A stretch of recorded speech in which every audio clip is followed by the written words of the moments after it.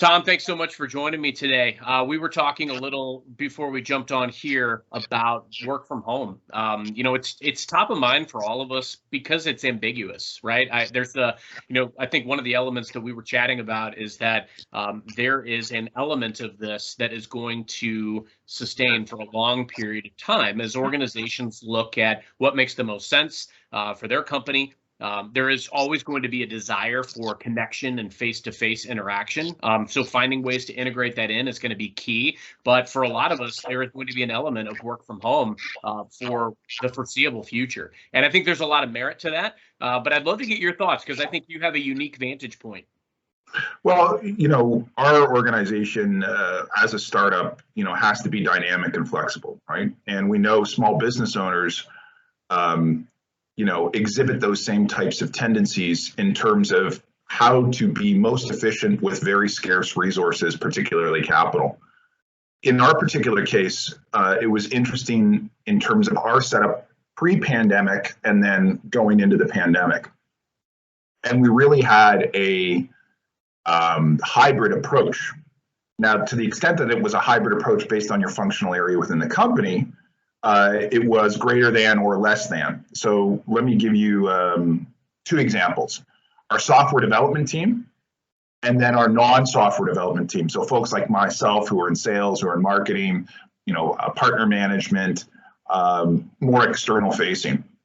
So for our software dev team pre-pandemic, we were in a shared workspace here in Toronto.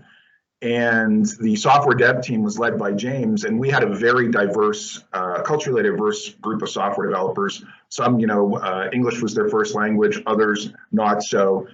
And James basically ran the software dev team in two very small offices. So thanks to James and all the developers. And what James will tell you is that experience pre-pandemic was just incredible, in terms of the ability for his team to literally walk 5 feet into his group office, ask a bunch of questions, get a bunch of clarifications, and walk that 5 feet back, to their desks and onboard the feedback.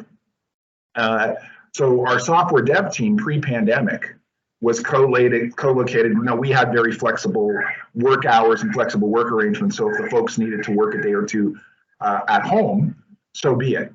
But for the most part, 85, 90% of the time, they were all in the office together, collaboration, ideation, team building, bug fixing, it was fantastic. And then the marketing, sales, non-software dev team was, for all intents and purposes, already working from home pre-pandemic. Go into the pandemic, and bearing in mind that the devs were literally shoulder to shoulder. So not a lot of space between, people concerned about health. You automatically change that type of setup. Right. And so we, worked and engaged with all of our developers from their homes. I think it took, particularly for me, a little adjustment. And, I currently will run over to a developer's house or apartment, drop off some goodies for him to test on, and we'll meet periodically. But what's been amazing is, from a software dev perspective, given my previous statements, I think the reality is you'll move permanently hybrid. So the way that I'm thinking about what does our office environment look for the software dev organization, I'm thinking a day or two, maybe at most, in an office, in a scenario that actually might be slightly more structured than previous. So if you think about the ability to walk into a colleague's office, ask a bunch of questions being more of an ad hoc type setup, whereas what the new thing looks like is when you are in the office, I think the time that you're going to be spending in the office is going to be much more structured. It'll almost become like those days will have a specific set of agendas. It's like a team on site as opposed to a team off site, I guess would be the best example. And then from a from a, again, non-external facing, it's status quo. Everybody's, out, in the field or at their home. And I don't see that changing. It's a great analogy. And I think the key element is we've got to meet people where they are and where they need to be. There's an element, especially from a leadership perspective, of trust but verify. I think it's key that we give them the autonomy that they need to perform their role. I'm a firm believer as a manager that people that have gotten into a role, they've earned the right to be in that role and do it the way they see fit. Now, the parameters, the playing field changed, right? Correct. So we were, by necessity, we had to empower this remote work opportunity. Some organizations, I think, did it better than others. Some were equipped to do it better than others. Some were already doing some elements. What I miss the most about being in the office is that camaraderie, that water cooler talk, that running into folks in the hall and just getting a feel for what's top of mind for my colleagues. I've not seen a lot of my colleagues in the last couple of years, and I miss that element. I have made a proactive attempt to go out and reach out to some of them, whether it's IMing, messaging, and then having a lunch or having a coffee or a drink as it time permits. But it's just, that's the element that I think I miss the most personally. Can we be productive working in this hybrid work and remote work setting? Absolutely, we can. We've seen it. I mean, we've seen the statistics, we've seen the metrics. By the by, I think it is good for productivity in a lot of ways because there are some freedoms, there's less commute time. But on the flip side of that, and where I'd love to go next with you, Thom, is some of the challenges that you see from that element. I do find that now that I don't have a commute and I don't have that built-in podcast or radio time on my drive, it's taken up by meetings.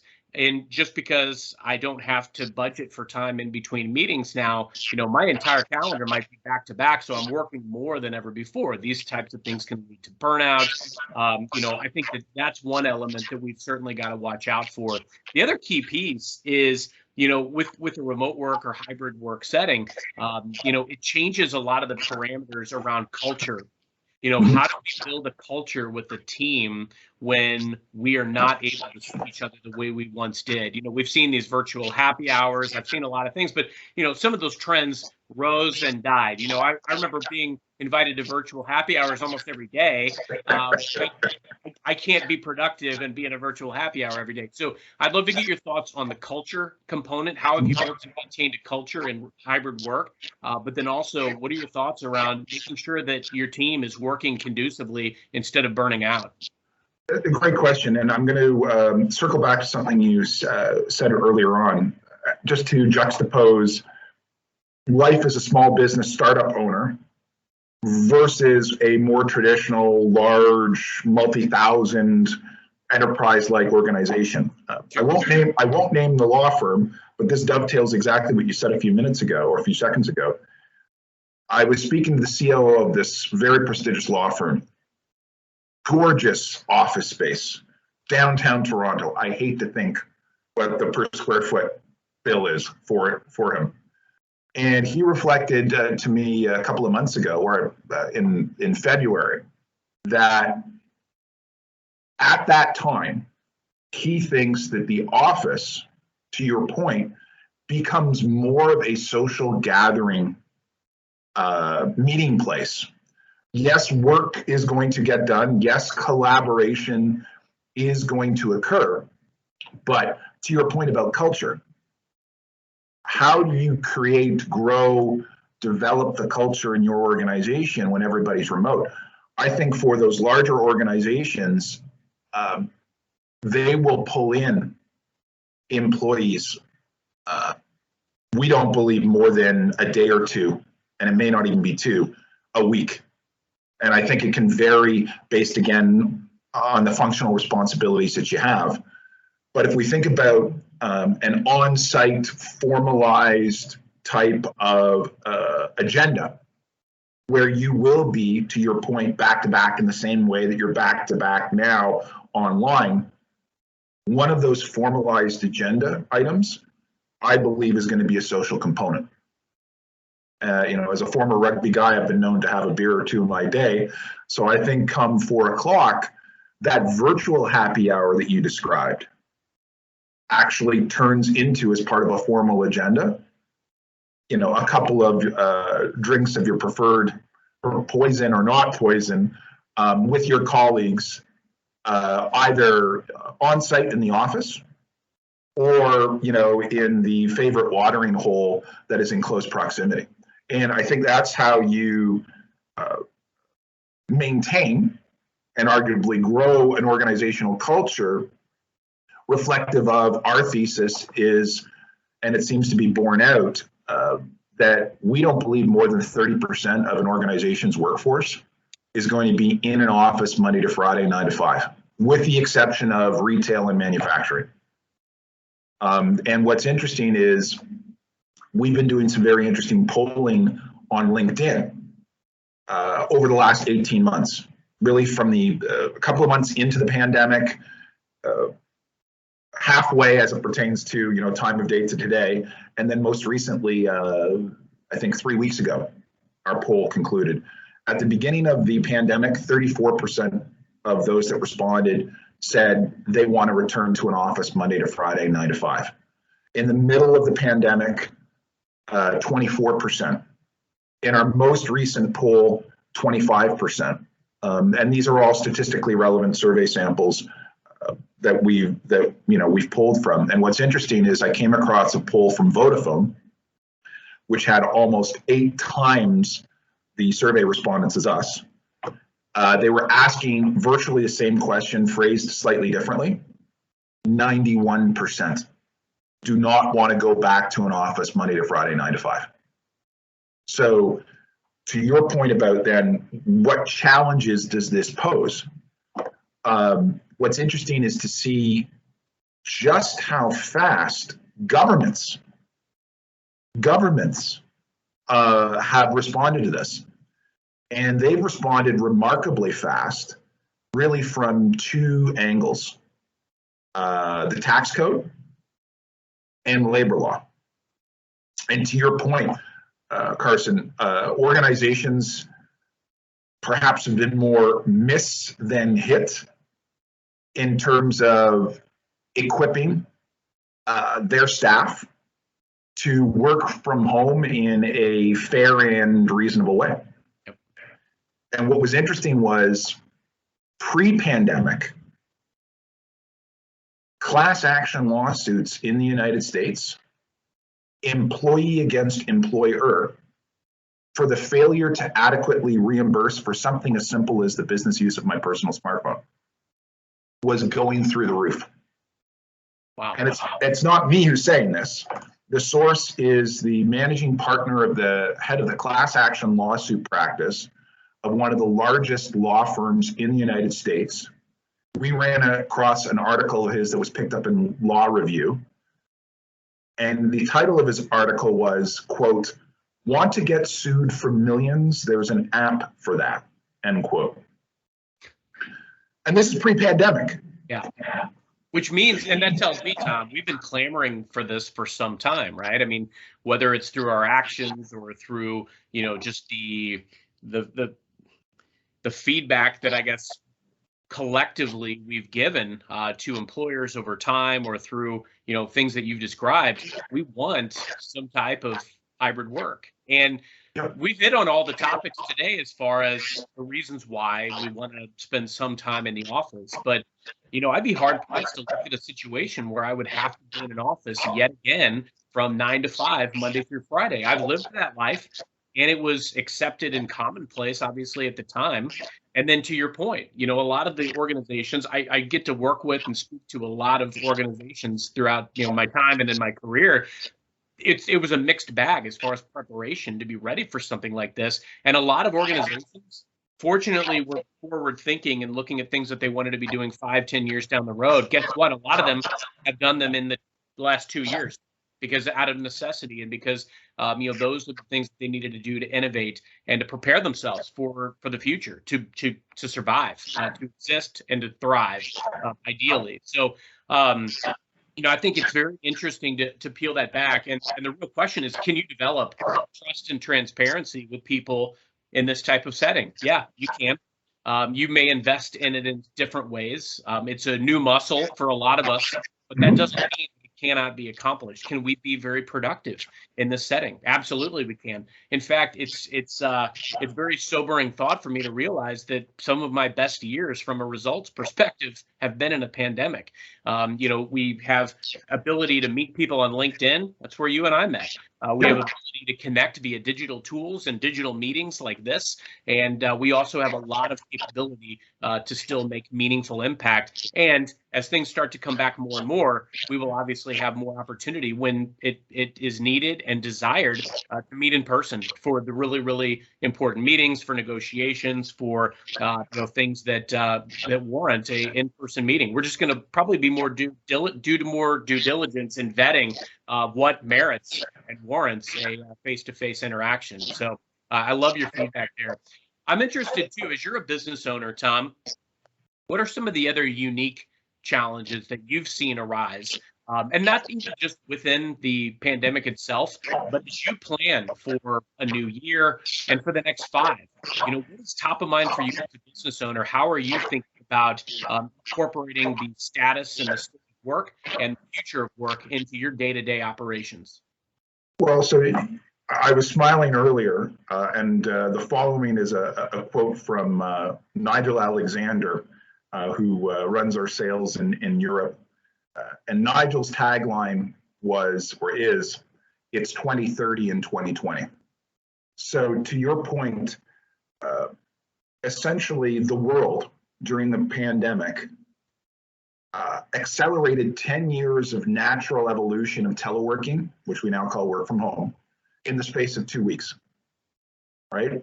We all got a crash workout, to use your muscle metaphor analogy, and we basically built that muscle mass physically and mentally in terms of new organizational processes, all in the space of 2 weeks.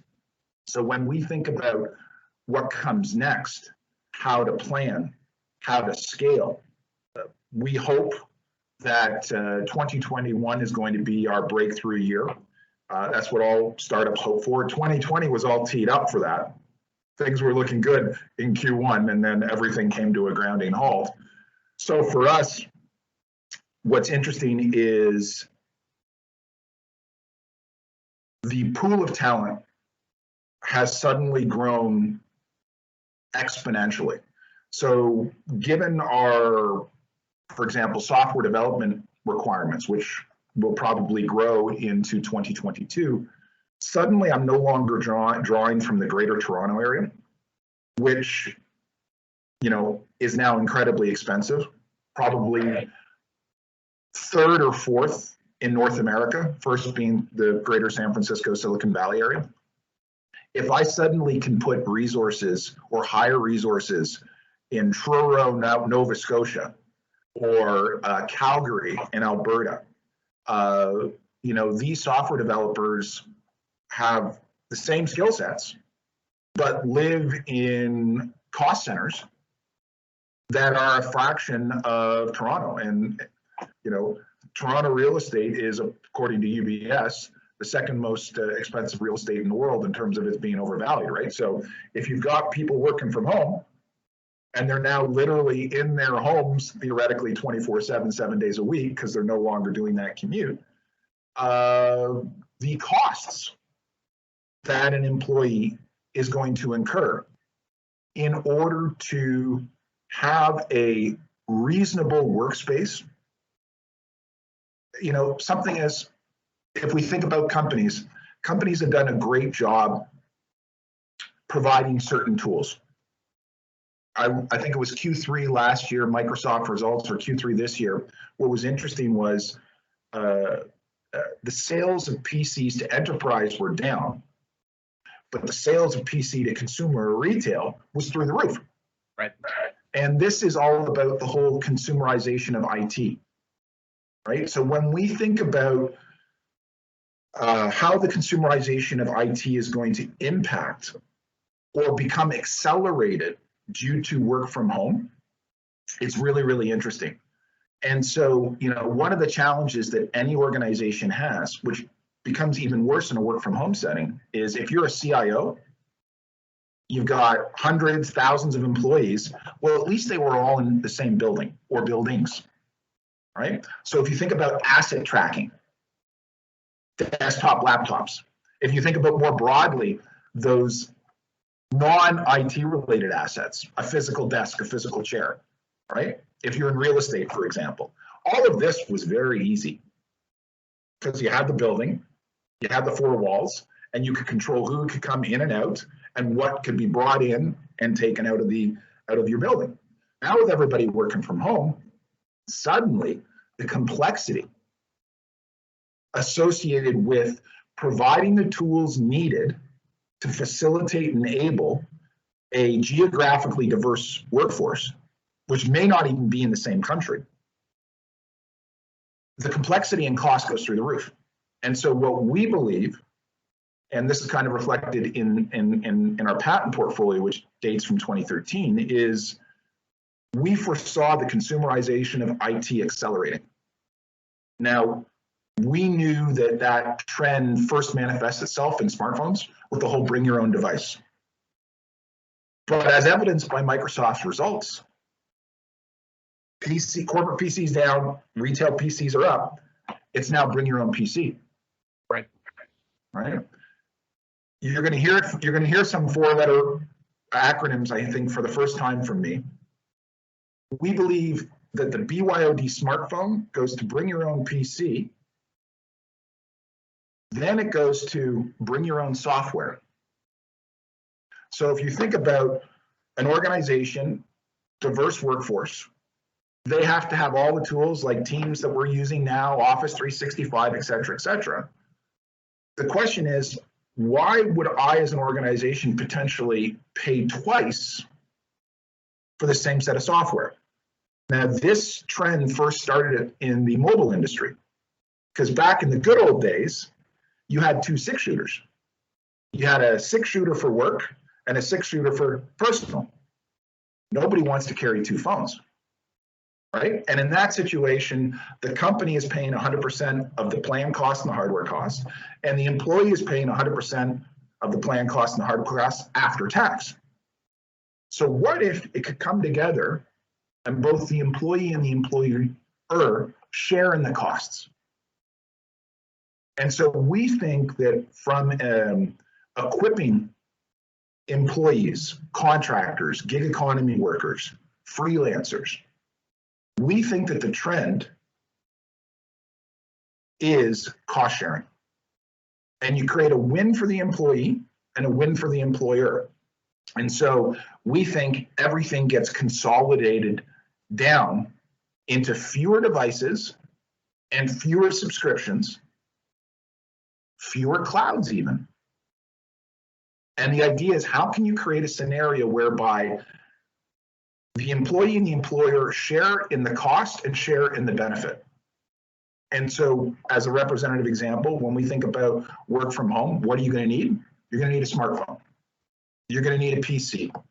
You're going to need software. You're going to need a cloud. So is there a way in which, and this is obviously what Mobility View does, you could calculate what those costs are, and this now goes to some of those trends about labor law and tax law changes. So unfortunately, one of the things that I'm looking out for as a company is, what are my reporting requirements? What are my operational risks?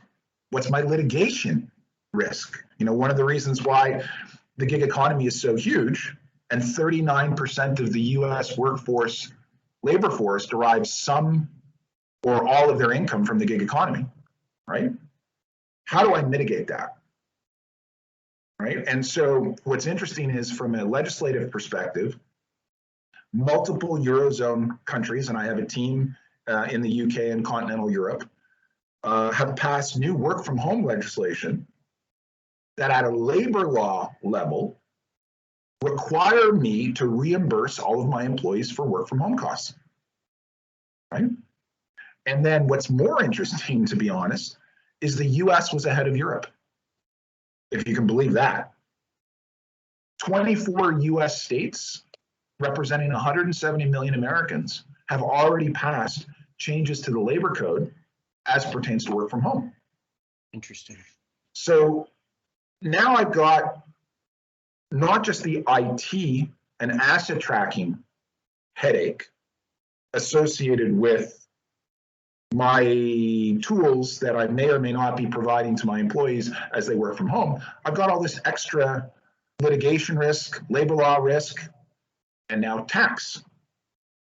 And what's interesting is the tax code was evolving before the pandemic and is now accelerated in multiple countries, whereby the tax authorities, and this is true for the United States with the IRS, Canada with the CRA, the UK with HMRC, in Australia, we just did something, posted something this morning, and all over continental Europe, they're recognizing this trend of hybrid usage of a digital asset.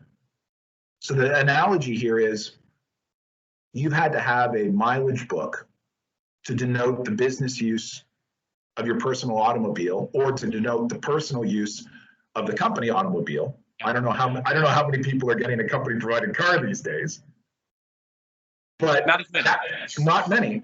But you and I are of a certain age, right, where we remember the company provided car, especially if you're in sales. Now, to your younger audience, they're going to go, "What?" Yeah, what's that mean? But you know, for me, speaking plainly, when I started at Motorola in the 90s, I was looking at the sales guys who were getting company provided 3 Series BMWs and entry-level Mercedes. You know, and that was a heck of a motivator for me to get in sales, right? Heck yeah. And what's happened to the automobile? That analogy of the company provided automobile is unfolding as it pertains to company provided IT assets. Right? That's exactly where things are going. Yeah.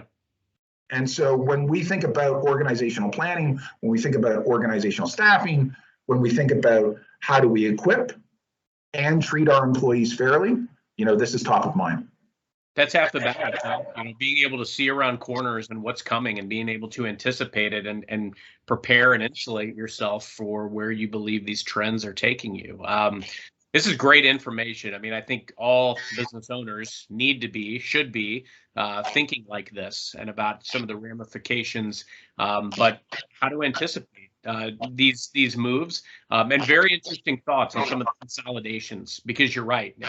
You know, everybody's going to bring with them a certain set of tools, and obviously, historically, organizations have provided a certain set.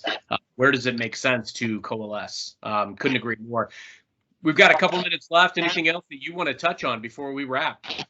No, you know, when we think about what 2022 looks like, we think that based on our conversations with CEOs, CFOs, CIOs, they were immediately able to stem the bleeding in terms of the pandemic and pandemic planning. You know, essentially, we ran into a global PC shortage, right? As CIOs basically and CFOs said, you know, just go buy whatever you can get at the local Best Buy or online. So this was stopgap measures. Another stopgap measure is, well, okay, we've got the computer issue sorted out. What about the desk to chair? Okay, well, you know, we'll provide a company desk or chair, we'll give you a stipend or something. But that's as far as it's gone. And so when we think about these labor laws, these tax laws, and we think about all the equipment, the one thing, the most important thing that an organization must have in order to facilitate work from home, and with utmost respect, a PC is a paperweight. A desk, a chair, a printer, the ink, the office supplies, all of this is paperweight without having some form of connectivity. And what's interesting is, based again on our polling, 90% of employees expect to be reimbursed for the business use of their personal IT assets. 59% of employees are either getting a company phone or being reimbursed. or sorry, 59% of employees are not getting a phone or being reimbursed, and 80% of employees are not getting a dedicated home internet or business internet connection in the home or being reimbursed. And so that's the reason why Mobility View exists, to address the most important piece of technology to facilitate work from home, and that's the connectivity costs. So I really appreciate the opportunity for me to meet with you today and talk to your audience. Absolutely. Thom, great discussion and a lot of key insights from somebody who's living and breathing business ownership, but also at the pulse of a lot of organizations today that are grappling with the topics we touched on. So thank you so much, and we'll talk again soon. Cheers, Carson.